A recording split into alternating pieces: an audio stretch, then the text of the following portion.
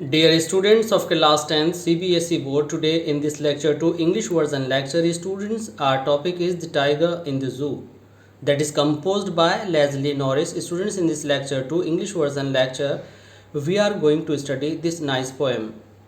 Students, this poem isn't an imaginary poem. It's based on the reality and the poet realized after observing the tiger in the zoo. He has different moods regarding the tigers, about the tiger that is out of the zoo and the tiger that is inside the zoo. Students, he differentiates the activities and the movements of the tiger, both the tigers there. Students, before we study this poem, let's understand about the poet and about this poem. Students, uh, George Leslie Norris was a prize winning Welsh poet and a short story writer. He taught at academic institutions in Britain and United States, including Brigham Young University. Norris is considered one of the most important Welsh writers of the post war period. His literary publications have won many prizes. Students, this poem, The Tiger in the Zoo, represents its keen observation. Students, the poet is uh, in favor of the tiger that is in its natural habitat. Student, this is M. Rahman and you are attending ORSC classes of English language. Please to continue your syllabus and to go through your poems, please don't forget to subscribe our channel ORSC classes of English language. Students, if you like our channel, please don't forget to like, share and comment. Student, in the past two exam in the previous part of this poem, you have gone through that. In the first stanza, the poet describes the tiger that was in the zoo, and the next two stanzas the poet described the tiger that was out of the zoo. But in this stanza number 4, students, the poet comes back to the zoo and he narrates and he describes the activities of the tiger. Now let's begin with stanza number 4. Students, in this stanza number 4, the poet says, but he locked in a concrete cell. Students, in this in this stanza 3, the poet described the condition, described the activities of the tiger when he was wandering outside of the cage. He was expected to be wandering around the houses which are built, which are on the edge of the forest. And students, the tiger was in its the tiger that is wandering there is in its full power and it in its full strength, and he was able to create fear among the people, because the tiger is always ready to attack the people. But students, when the tiger is locked in a concrete cell, his strength behind the bars. Now we can say, but when a tiger is locked in a concrete cell, means in a short room in which the bars are fitted on the front side, his strength is negligible, means it is no use of his strength and he is not able to attack his prey. Students, when the tiger is in the cell, uh, the tiger is unable to show his strength and he stalking the length of his cage, means he can walk a little space only, stalking the length of his cage, and the length of his cage is not long, it is very short, and this doesn't suit to the tiger. Ignoring visitors, students, and in spite of seeing the prey in front of the tiger ignores them. Why? Because students, when somebody is without power, when somebody or something, some animal isn't able to attack them, then definitely the animal or man or human being or whoever, that one will ignore the persons, will ignore his prey. The same condition is here, and the tiger is in the cell, so he is not able to attack his prey, and his strength is confined behind the bars. His strength is confined in a concrete cell, in a locked room, that is in the zoo, so he could walk only a little space inside the cage, and definitely he will ignore the visitors. Students, now let's understand the poetic device here in this stanza. But he is locked in a concrete cell means uh, we will describe here the parts of his speech. In this line, the tiger is described as he. He, students, means it is pronoun, and the tiger, that is an animal, is taken as a person. That's why personification, figure of speech is used here.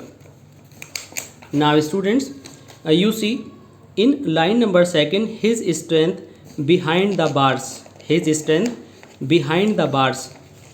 Now S strength TH behind D and bars S. Students, there are the sounds of consonant. So in this line, the figure of speech, the poetic device is consonance. Consonance because the sound of consonant S, TH, D and S is after every word. So there is consonance literary device in this line. Stalking the length of the cage, ignoring visitors. Students, now let's see behind bars. Behind bars means the sound of consonant letter, the sound of a consonant, the consonant B is here, and the sound is repeated here, so alliteration, figure of speech is used in this line. In this way, student, once again we see the paraphrase of these four lines. Now the poet comes to the reality of the tiger that is inside the cage. He says that the tiger is confined in a strong cell which is made of a strong building material. He further says that as the tiger is behind the bars, so his ferociousness is also confined behind these bars in the narrow cell. He just stalks in the cage, means he takes short steps in the cage only. He never tries to terrorize the visitors because his power is restricted by the cage. Therefore, he never tries to terrorize the visitors as he cannot attack them. It means that students, the power of the tiger inside the cage is restricted. On the other hand, the power of the tiger that is wandering in the forest or around the houses of some village is he is powerful and he is able to attack, so he can use his power there.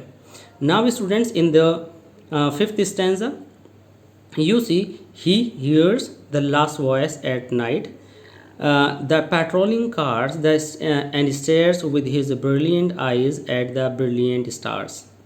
Students, in this stanza, when you are confined, suppose you are confined in some place, then what you can listen, what you can do, you can use that little space only, and you cannot stretch yourself, you can't take long steps there, and you can't go long on a long distance from there.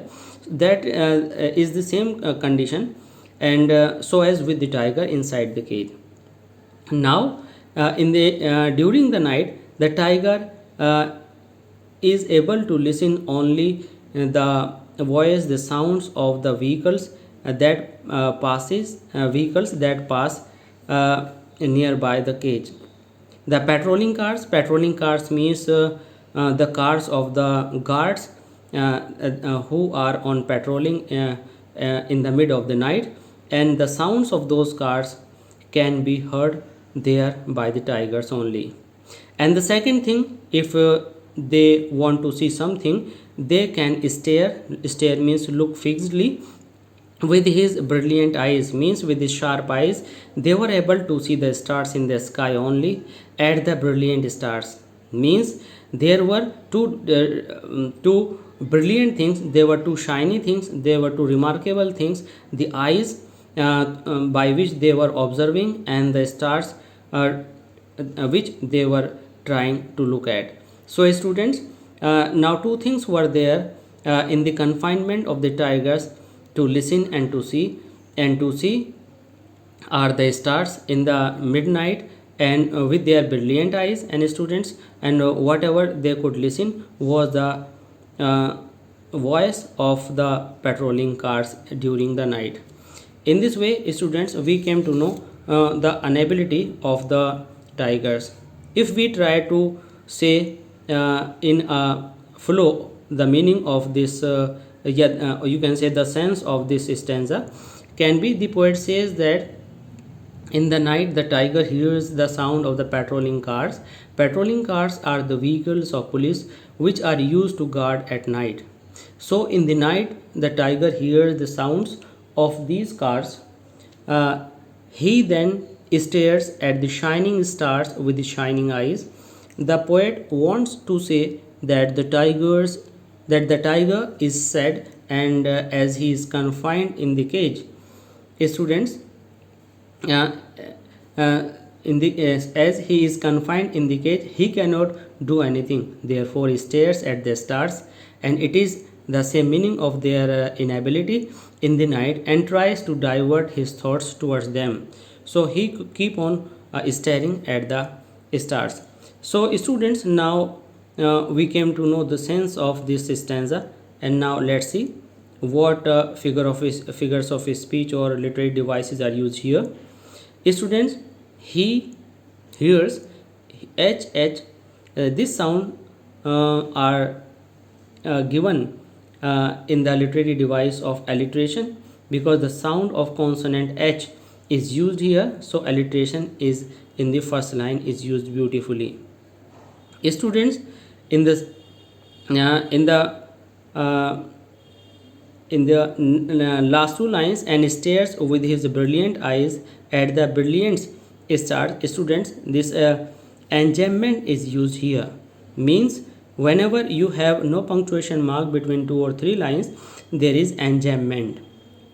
Students, now in the line third, I with I, his, brilliant, I, and I, these the sound of this I vowel is used here in the line third. That's why assonance figure of speech, assonance poetic device is used in this line.